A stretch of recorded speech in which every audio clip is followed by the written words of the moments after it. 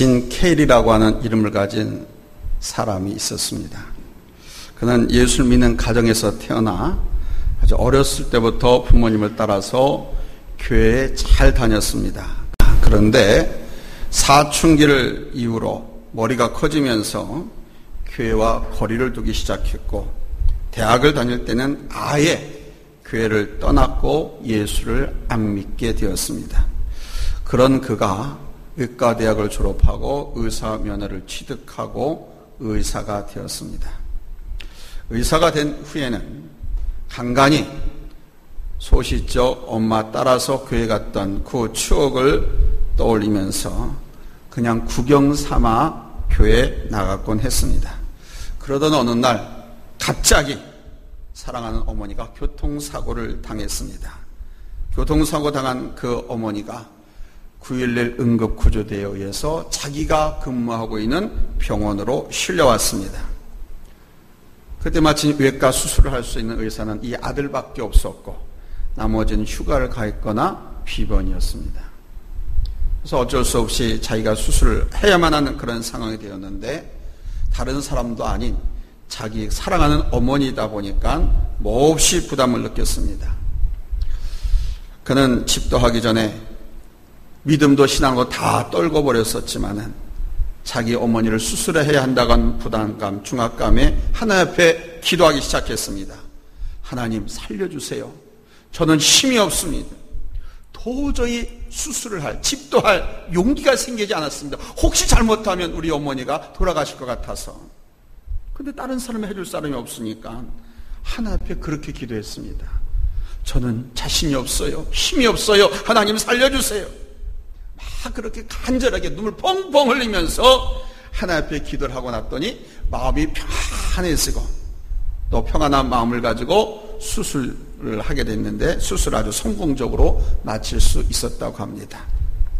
그때부터 이 진 케일은 다시 하나님을 알기 시작했고 하나님을 믿기 시작했습니다. 하나님이 하신 일, 하나님께서 하시는 일, 특별히 인간은 스스로 구원받을 수 없는 존재이고 오직 하나님께서만 구원하실 수 있다는 사실을 깨닫게 됩니다. 그 후로 그는 이렇게 고백합니다. 수술은 내가 하되 고치시는 분은 하나님이시다. 오직 하나님만이 구원자이시다. 그리고 그는 수술은 사람이 하되 하나님이 고치신다라고 하는 책을 썼습니다. 이 책이 일약 베스트셀러가 됐습니다. 수백만 부가 팔렸습니다. 이 책으로 그는 유명한 의사가 되었습니다. 그렇습니다. 첫 번째 대지입니다. 사람이 할 수 있는 것은 아무것도 없습니다. 우리가 무엇인가를 만들고 무엇인가를 하는 것 같지만 하나님을 떠난 인간은 모든 것은 결국 스스로를 파괴하고 멸망으로 가는 도구가 될 뿐입니다. 계몽주의 시대를 거쳐서 인간의 이성이 발전을 하고 과학기술이 발전하면서 사람의 인간 이성을 발전시키면 인간 스스로 이 세상을 유토피아로 만들 수 있을 것이라고 생각했습니다.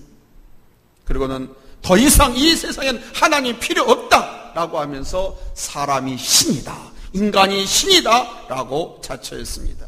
신학자들조차도 성경에 하나님을 지어나가기 시작했고 사람이 신이라고 여기기까지 했습니다. 그러나 그 꿈은 세계 제1, 2차 대전을 치르면서 처참하게 깨지고 말았습니다. 어떻게 깨진 줄 압니까? 그 두 번의 세계 대전을 치르면서 인간이 얼마나 교만하고 얼마나 어리석고 무지한지를 철저하게 경험했고 깨달았습니다. 그만한 힘과 전쟁, 돈을 가지고 재산을, 생명을 보호하려고 했지만 처참하게 인간이 살상당했습니다. 아무것도 유지한 것이 없었어요. 그래서 Return to Gospel, Return God, 다시 복음으로, 다시 하나님께로 이 운동이 시작되었습니다. 인간이 무엇인가를 할 수 있는 것 같지만 하나님을 떠난 인간은 악한 본성의 지배를 받기 때문에 스스로 망하는 짓을 할 수밖에 없어요. 이 죄의 본성 속에서 발전한 모든 것은 스스로 멸망의 길로 가는 도구에 불과합니다. 회개하지 않고 거듭나지 않은 사람이 계획하고 도모하는 것이 다 멸망으로 가는 도구다. 회개하고 건넌한 사람은 하나님의 선한 뜻과 계획을 쫓아서 계획을 추진하고 일을 하지 않습니까? 그런데 하나님을 믿고 회개하지 않은 사람은 죄의 본성에 쫓아 살기 때문에 스스로 멸망의 도구로 쓰임을 받게 되는 거예요. 그리고 사람들은 보다 도덕적이고 선한 삶을 살기 위해서 윤리 도덕을 만들고 수양을 하고 인격 훈련을 했지만 어디까지나 그 인간의 한계 안에서만 살아가게 됐어요. 누구도 죄로부터, 누구도 죄성으로부터 자유할 수가 없습니다. 그래서 말씀합니다. 로마서 3장 10절로 12절에서 의인은 없나니 하나도 없으며 깨닫는 자도 없고 하나님을 찾는 자도 없고 다 치우쳐 함께 무익하게 되고 선을 행하는 자는 없나니 하나도 없도다. 한 놈도 선을 행한 자가 없다라고 말합니다. 이것이 우리의 모습인 거예요. 하나님이 지금 우리에게 지적하시는 겁니다. 한 놈도 율법 가운데서 스스로 어렵다 하고 스스로 선을 행하는 것 같지만 자신을 가만히 들여다보니까 자기 안에 죄가 들어있고 자신의 육신 안에 선한 것이 하나도 없는 줄 스스로 알게 되었다는 거죠. 그래서 자신의 육신이 다른 것에 관심을 가지고 있고 도리어 악을 행하고 있더라는 거예요. 이것이 인간이라는 겁니다. 그래서 사도 바울은 고백하는 거예요. 로마서 7장 24절에서 오라 나는 곤고한 사람이로다. 이 사망의 몸에서 누가 나를 건져내랴. 그리고 그가 결론적으로 자기 자신의 정체성을 고백합니다. 폭로합니다. 내가 죄인 중에 괴수라고. 이 말은 탄식하면서 내가 하나님을 믿는다고 거듭났다고 하고 선한 일을 하면서 살기를 원하는데 내 안에 죄의 본성은 계속해서 나를 죄의 발해로 끌어는구나. 악한 것만 행하게 하는구나. 그래서 내가 죄인 중에 괴수라고 탄식을 하고 있는 거예요. 그렇습니다. 우리가 하나님 앞에서 감히 스스로 의롭다고 어찌 말할 수 있겠습니까? 사람들 앞에서 어떻게 내가 선하다, 내가 의롭다라고 말할 수 있겠습니까? 두 번째 대지입니다. 우리는 하나님께 스스로 의롭다 할 수 없습니다. 저는 이것을 점점 더 느낍니다. 젊어서는 내가 모든 것을 다 할 수 있을 것 같았습니다. 그러나 지금 이 시점에서 보니까 내가 스스로 할 수 있는 것은 전혀 없다는 것을 더 느끼게 됩니다. 내가 스스로 의로워지려고 하면 할수록, 내가 정결해지려고 하면 할수록, 내가 더 경건해지겠다고 하면 할수록 죄 속에서 점점 더 죽어가고 있는 것입니다.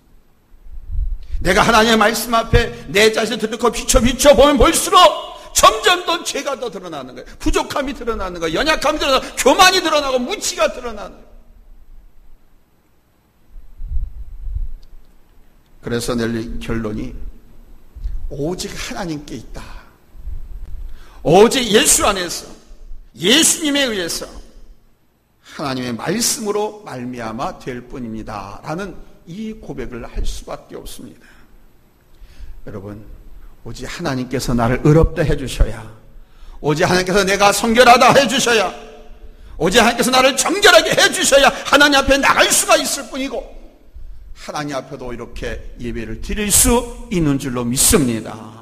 하나님 인정하지 않고 하나님 안 받아주시면 내가 아무리 별짓을 다 해가면서 무슨 산에 지미를 다 차려놓고 온갖 물질을 다 갖다 껴 바치면서 예배드려도 하나님께서 오냐하고 용납하지 않았으면 그거 다 쓰잘데없는, 하나님과 아무 상관도 없는, 이거를 내가 요즘 더 느껴요. 여러분, 하나님께서 받아주셔야 가능한 것이고 하나님께서 구원의 은혜를 베푸셔야 내가 하나님 앞에 설 수 있고 하나님 앞에 또한 나갈 수 있는 줄로 믿습니다. 하나님께서 나를 받아주셔야 나에게 향한 하나님의 뜻, 의지, 귀한 비전들이 여러분 나에게 밝히 들려지고 보여지게 되는 줄로 믿습니다. 하나님께 연락이 안 되고 하나님께 내가 드려지지 아니하고 하나님께서 나를 거절하시면 우린 여전히 영적으로 죽음 가운데, 무지 가운데, 흑암 가운데 살아가고 허덕입니다. 그러므로 세 번째 대지입니다. 하나님의 지혜와 능력이 복음이라는 사실입니다. 복음 시리즈 설교인데요, 오늘은 조금 깊습니다. 조금 전하거나 듣기도 조금 어렵습니다. 그러나 최대한으로 심플하고 단순하고 쉽게 말씀을 전할 테니까 이게 복음이나 하는 것을 깨달으시고 아멘하고 복음의 능력과 지혜를 여러분 소유하시기를 예수님의 이름으로 축복합니다. 그러니까 이 복음이 하나님의 지혜와 구원의 능력이라는 거예요. 오늘 성경에 나오죠. 십자가의 도가 구원을 받는 우리들에게는 하나님의 능력이 되고 지혜가 되지만 믿지 않는 사람들에게는 미련한 것처럼 보인다 그러잖아요. 여러분, 복음은 우리를 구원하시는 지혜와 우리를 구원하시는 하나님의 능력인 것입니다. 뿐만 아니라 우리로 하여금 삶의 능력을 갖게 하는 원동력인 거예요. 보십시오. 먼저 구원을 하신 하나님의 방법, 이 방법에 있어서 지혜고 능력입니다. 오늘 본문에서 말씀합니다. 18절 말씀 우리 한번 다 같이 읽겠습니다. 시작. 십자가의 도가 멸망하는 자들에게는 미련한 것이요 구원을 받는 우리에게는 하나님의 능력이라. 아멘. 자, 23절로 24절 보겠습니다. 찾았으면 아멘 합니다. 같이 읽겠습니다. 시작. 십자가에 못 박힌 그리스도를 전하니 유대인에게는 거리끼는 것이요 이방인에게는 미련한 것이로되 오직 부르심을 받은 자들에게는 유대인이나 헬라인이나 그리스도는 하나님의 능력이요 하나님의 지혜니라. 아멘. 사실 우리 인간에게 주시는 지혜와 능력, 이거 유대인들이나 헬라인들은 상상도 할 수 없는 방법입니다. 어떻게 메시아가 저런 모습으로 올 수가 있고 어떻게 메시아가 십자가에 달려 죽을 수 있단 말이냐, 이해가 되지 않습니다. 십자가는 여러분들이 아시는 것처럼 헬라인이나 로마 통치 세력권의 안에 있는 나라 사람들이나 이스라엘 민족의 유태인들에게는 형틀입니다. 형틀. 저주의 형틀입니다. 근데 하나님께서 이것을 치셨어요. 엄청난 일을 하셨습니다. 너무도 엄청난 것이기 때문에 이것이 안 믿겨지는 거예요. 아니, 이게 어떻게 인류를 구원하신 하나님의 방법이야? 아니, 이게 어떻게 내 죄가 용서받는 하나님의 방법이야? 속죄의 길이야? 구원의 길이야? 이해가 됩니까? 이해가 안 되죠. 하나님께서 우리에게 믿음을 선물로 주시기 전에는 이건 도무지 이해가 되지 않습니다. 저주의 십자가요, 형틀이요, 미련한 것들로 보이는 거예요. 예수를 부인하지, 예수를 왜 믿고 저렇게 십자가에 죽어가, 왜 저렇게 화영수에 화영당한 죽어가, 왜 짐승의 사자 곰밥이 돼가 저렇게 죽어가, 이 미련한 것들, 저 십자가 버리면 되는데, 예수 안 믿으면 되는데. 헬라인들이나 로마인들이나 유대교에서 그렇게 조롱을 했어요. 그런데 하나님께서 이 엄청난 일을, 너무도 엄청난 일이기 때문에 믿겨지지가 않아요. 너무 사람은 충격적이고 큰 일, 합리적이지 못한 일은 잘 믿기 힘들어합니다. 이같이 십자가도 우리 하나님의 지혜와 능력 그 자체인 줄로 믿습니다. 아멘. 따라서 십자가는 하나님의 지혜와 능력이다. 요 센텐스가 복음이라는 거예요. 아멘. 하나님의 구원의 능력이고 하나님의 지혜라는 거예요. 이스라엘 민족이 출애굽한 후 광야 40년 생활할 때 한번 저들이 호르산에서 출발해서 홍해길을 따라서 에돔 땅을 우회하려 했다가 계속 가도 초지나 사람 살만한 곳은 나오지 않고 광야길, 사막입니다. 그 물과 먹을 것이 없어요. 이런 일이 가도 일주일도 아니고 40년이니 몹시 마음 상했습니다. 마음 상할 정도가 아니라 하나님을 원망하기 시작했습니다. 지도자 모세를 원망했습니다. 그래서 하나님과 모세를 원망하여 말하기를 어찌하여 우리를 애굽에서 인도해내어 이 광야에서 죽게 하는가? 이곳에는 먹을 것도 없고 물도 없다. 우리 마음이 이 하찮은 음식을 먹는 것이 싫다 그랬습니다. 지금까지 하나님께서 잘 지켜주셨는데 만나 메추라기를 통해서 입에서 만나 메추라기 닭비린내가 나도록 그렇게 많이 먹여줬는데도 물이 없어서요? 반석을 열어서 물을 내어주셨지 않습니까? 낮에는 구름기둥으로 그 40도 50도 되는 띠약볕으로부터 차단해서 보호해 주셨고 밤에는 비루직하 떨어지는 그 기온차에서 얼어 죽지 않도록, 또 산한 들짐승 야청짐승들의 침투를 보호해 주기 위해서 불기둥으로 보호해 주셨건만, 그뿐인 줄 압니까? 출애굽할 때 신고 나왔던 옷, 가나안 땅 들어갈 때까지 해지지 않도록 40년 동안 입을 수 있도록 하나님께서 역사를 베풀어 주셨어요.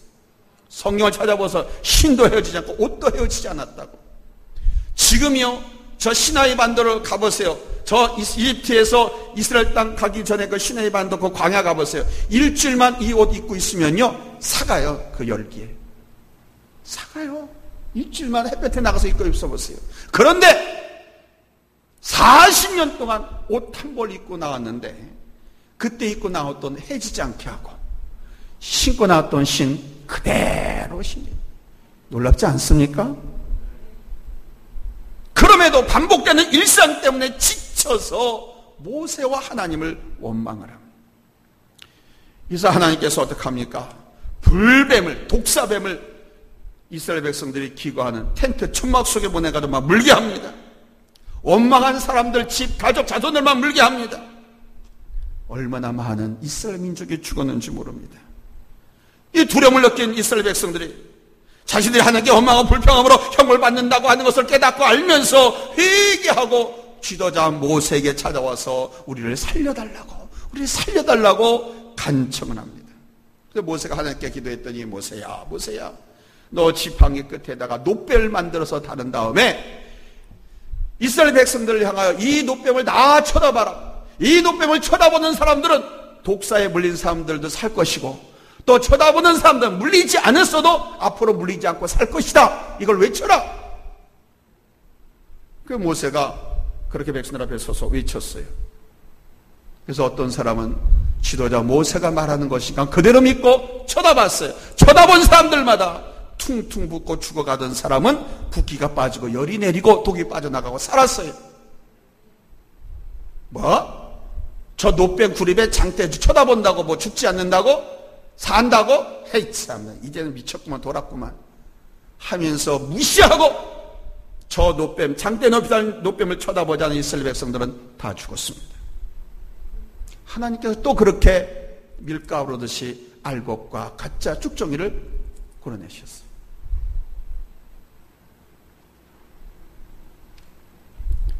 저 놋뱀에, 저 장대에 높이 달린 저 놋뱀에 하나님의 지혜가 담겨 있습니다.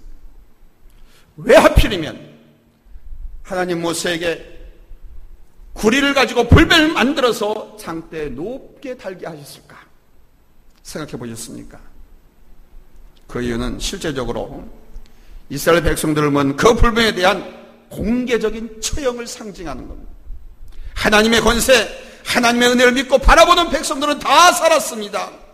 이것이 하나님의 지혜고 하나님의 능력입니다. 하나님 뭐 안수하고 주의 종이 안수하고 약 발라주고 그러지 않았어요? 쳐다보는 그 말씀에 순종해서, 그 복음의 메시지에 순종해서 쳐다보는 사람들은 하나님께서 살려주셨어요. 여러분, 이게 하나님의 지혜고 하나님의 능력 아닙니까? 십자가도 마찬가지입니다. 광야에 매달린 불뱀은 나중에 우리 예수 그리스도의 십자가를 예표하는 겁니다. 그 놋뱀에, 장대에 달렸던 그 놋뱀은 십자가에 달려 돌아가신 예수 그리스도를 상징하는 거예요. 보십시오. 놋뱀의 실제 모양은 불뱀이었습니다. 불뱀 모양으로 만든 거예요. 그런데 이게 실제 뱀이 아니고 놋뱀이니까 독이 있을까요, 없을까요? 독이 없습니다. 이것은 육신을 가지셨지만 전혀 죄가 없으신 우리 예수 그리스도를 상징하는 거예요. 십자가는 땅에 거하는 모든 사단의 세력에 대한 공개적인 처형을 의미하는 것입니다. 예수님께서 십자가에 달려 돌아가심으로 사단의 권세가 무너지고 모든 죄와 악이 함께 죽은 줄로 믿습니다. 이제 사단의 권세를 이기신 승리의 그리스도가 만 백성에게 들려지시는 겁니다. 그 십자가를 바라보고 거기에 하나님의 구원의 은혜, 하나님의 능력이 있음을 믿는 사람은 여러분 살게 되는 줄로 믿습니다. 이것이 우리 하나님의 지혜고 하나님의 능력입니다. 이것이 복음입니다. 이스라엘 백성들의 조상들은 광야에서 그것을 일찍이 체험했습니다. 그리고 그들은 그것을 말씀으로 가르치고 자손들에게, 후대들에게, 이웃에게 전하면서 지금까지 내려왔습니다. 그런데 안타깝게도 하나님께서 예표하셨던 예수님께서 오셨을 때, 그렇게 들려졌을 때, 십자가에 돌려졌을 때 유태인들, 많은 백성들은 조롱하며 믿지 않았습니다. 그러나 구원받은 우리에겐 십자가와 그리스도는 하나님의 지혜요 능력인 줄로 믿습니다. 우리는 이 사실을 믿습니다. 이 복음을 믿습니다. 할렐루야, 할렐루야. 이것이 감동인 거예요. 이게 성령으로 우리에게 주신 인스피레이션, 감동이에요. 하나님이 사람 되심, 죄 없으신 몸으로 영원한 희생제물이 되심, 십자가의 형틀에 수치를 무릅쓰고 고난당하시고 하나님 아버지의 그 마음을 우리에게 보여주신, 아들이 십자가에서 고통당하시는 만큼 성부 하나님은 우리로 인해 아픔을 겪으신 겁니다. 여러분, 그걸 느껴보셔야 돼요. 우리를 대신해서 십자가의 고통을 당하시고 돌아가시는 그 우리 예수님의 처절함과 비통함과 그 아픔, 그게 예수님께서 끝난 것이냐? 그것을 허락하시고 지켜보시는 성부 하나님 아버지의 마음, 이걸 우리가 느낄 수 있어요. 아버지의 마음을, 그게 하나님의 마음이다 이게. 그 십자가에서 당신이 고통을 받으신 것은 우리에 대한 아버지의 아픔이라는 거예요. 유명한 어거스틴이 있습니다. 이 어거스틴의 어머니 모니카입니다. 아들이 성공을 하고 유명해져서 그 어머니도 유명해졌습니다. 어거스틴의 어머니 이름이 뭐라고요? 모니카. 일화 중에 이런 이야기가 있습니다. 어거스틴이 한때 얼마나 방탕했는지 모릅니다. 얼마나 많은 여자들을 건드리고 살았는지, 이 도시에 가면 저 여자가 나타나서 오빠 그러고, 저 마을에 가면 저 마을에서 또 오빠 하고 두세 살 달려붙고, 그래서 언제 내가 너고 잤지? 헷갈릴 정도로 그렇게 허랑방탕하게 살았습니다.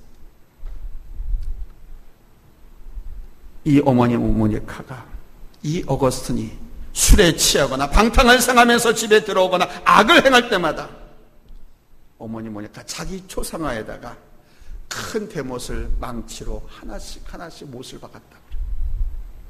그렇게 하나둘씩 어느덧 초상화 전체에 못으로 가득 차게 되었을 때 그것을 어거스틴이 어느 날 발견했어요.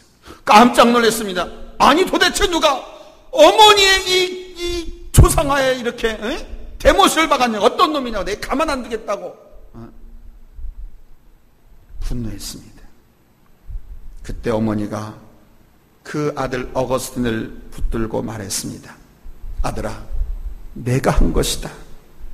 네가 하나님 앞에 범죄할 때마다 내 자신에게 이렇게 못을 박았다.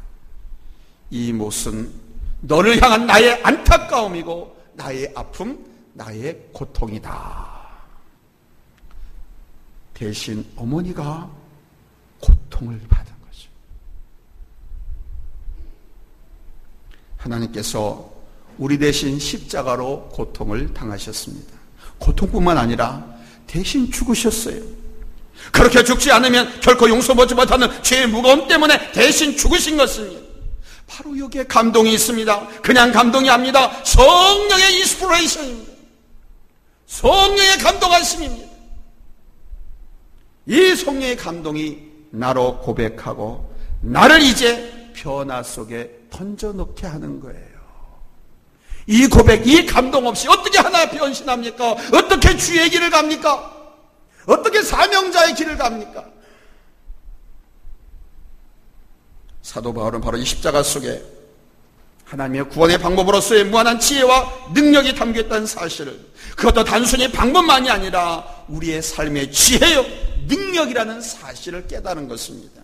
그래서 복음은 하나님의 지혜요 하나님의 능력이라고 선포하는 거예요.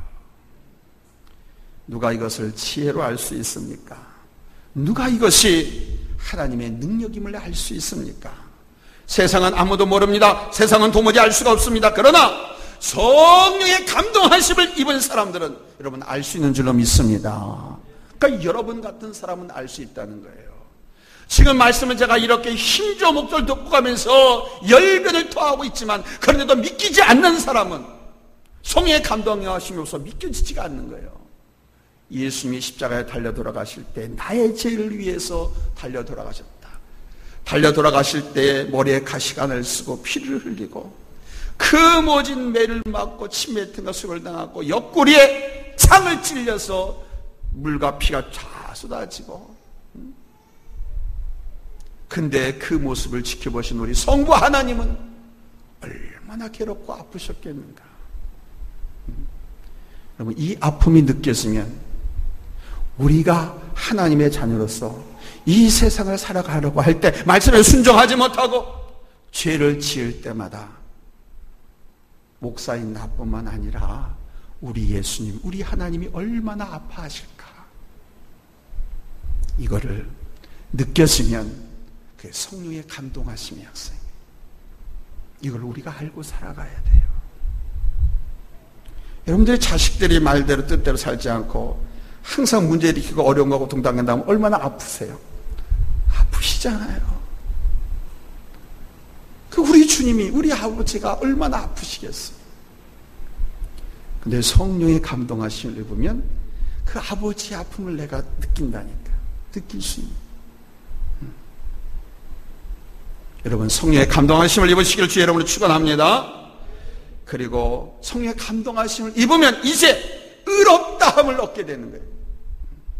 우리가 의롭다함을 얻은 것은 바로 이 감동이 있었고 이 사실을 받아들였고 내가 믿었기 때문인 겁니다. 그 이상도 그 이하도 아니에요. 이 복음의 은혜로 우리는 하나님의 은총을 더욱 누릴 수 있게 되는 줄로 믿습니다. 예수 그리스도 안에서 베푸시는 하나님의 모든 은혜를 우리가 누릴 수 있게 됐다는 거예요. 이 성령의 감동하심으로 이 아픔과 이 고통과 이 구원의 은혜를 우리가 알면, 아멘. 먼저 우리는 일반 은총을 누리게 됩니다. 곧 의롭다함을 얻고 그 안에서 자유케 됩니다. 그 은혜로 이제 우리가 의롭다함을 얻었습니다. 더 이상 하나님께서 우리를 정죄하지 않았습니다. 누가 우리를 정죄한단 말입니까? 하나님께서 예수 그리스도 그분을 믿고 그분과 함께 살아가고 그 안에 있는 사람은 이제 결코 정죄함이 없다고 말씀하고 있는데 누가 우리를 정죄합니까?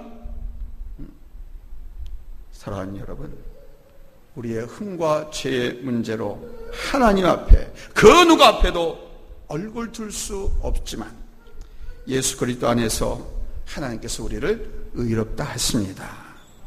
그래서 우리는 그분 앞에 나올 수 있는 거예요. 이것이 예수 그리스도 안에서 행하신 하나님의 구원의 역사, 곧 가스펠인 줄로 믿습니다. 그리고 하나님께서 베푸신 일반 은총들도 더 의미 있게 누릴 수가 있습니다. 하나님의 구속의 역사를 알지 못하는 사람들은 하나님의 은총을 알 수가 없습니다. 사실 햇볕과 비와 바람, 자의 모든 걸 통해서 하나님께서 우리에게 일반 은총을 주시거든요. 근데 이것이 하나님의 은혜다라고 구속의 은총을 받지 않은 사람들이 압니까? 아니라고 말하죠. 그냥 자연이 우리에게 있는 것이고 이걸 느끼지도 못하고 살아갑니다. 해, 비, 바람, 산 이런 것들. 근데 구원의 은총을 입은 사람들은, 성령의 감동을 입은 사람들은 야, 정말 좋다. 하나님이 나를 위해서 이렇게 아름다운 우주 만물 천지를 창조하시고 나로 이 만물의 영장이 되게 하셨구나. 너무 감사함을 느끼는 거예요. 그래서 더 발전시키고 성장시키고 더 잘 가꾸고. 아멘? 이게 우리 크리스찬들입니다. 그런데 성령의 감동하심이 없는 사람들, 믿음을 선물 받지 못한 사람들은 이걸 느끼지 못해요. 그래서 자연은 무조건 파괴하고 자연은 무조건 인간을 위해서 존재해야 된다는 가상하에 그냥 파괴하고 멸말시키고 그 안에서 자기의 욕심만을 이루려고 달려갈 뿐인 거예요.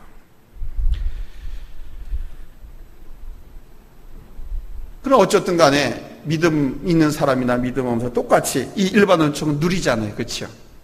시간의 은총도 누리고 여러 가지 누립니다. 그런데 성령의 감동하심을 받은 사람들과 그렇지 않은 사람들의 가치와 누리는 수준은 완전히 다릅니다. 우리는 주님의 높고 위대하심을 내 영혼이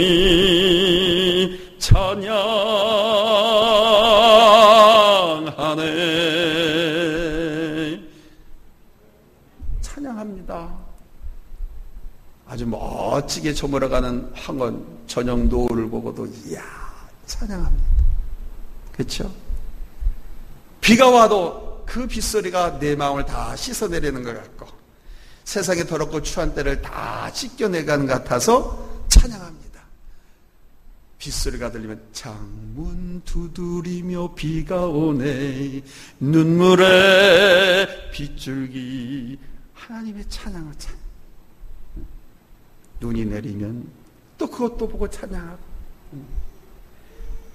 뜨겁게 햇빛이 내리치는 여름이지만 파도가 일렁이고 하얗게 죽여지는 그 바닷가를 보면서 또 하나님을 찬양하고 이 성령의 감동하심을 입은 사람들과 그렇지 않은 사람은 전혀 그 가치와 누리는 수준이 달라요. 믿음의 사람들과 믿지 않는 사람들의 은총의 가치와 강도가 다르다는 거예요. 세상 사람들은 하나님의 은총이 수없이 그렇게 부어지고 있음에도 불구하고 이거 알지 못합니다. 원망만 하고 불평. 하나님이 살아계신데 어떻게 이래? 요즘 그럽디다.